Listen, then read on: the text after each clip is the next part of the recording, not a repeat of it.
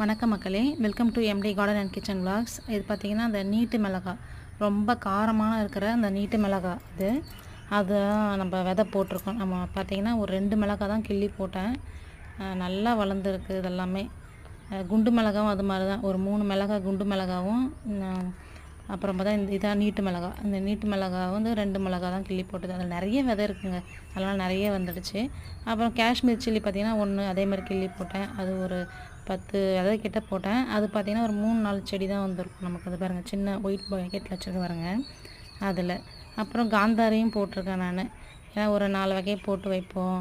அதுக்கப்புறம் நம்மக்கிட்ட இருக்கிற செடிலாம் கொஞ்சம் நல்லா அறுவடைலாம் முடிஞ்சு காயிற ஸ்டேஜில் இருக்க எல்லாமே. சரி, அப்போ அதை எடுத்துகிட்டு நம்ம பாட்டு மாற்றிட்டு மண் கல்வை மேலே வச்சு மறுபடியும் பயிர் வைக்கலாம் அப்படின்னு சொல்லிட்டு ஐடியா பண்ணியிருக்கோம். நம்ம செடிங்களாம் எப்படி வளர்ந்துருக்குன்னு பாருங்கள். இனிமேல் தான் நம்ம வந்து இதை பாட்டில் தனித்தனியாக நம்ம முதல்ல உடனே எடுத்து நட தேவையில்ல. ஒரு பேக்கெட்டில் மாற்றி வச்சுட்டு கூட தனித்தனியாக வச்சு கொஞ்சம் வளர்த்து கூட அப்புறமே நம்ம வளர்க்கலாம்.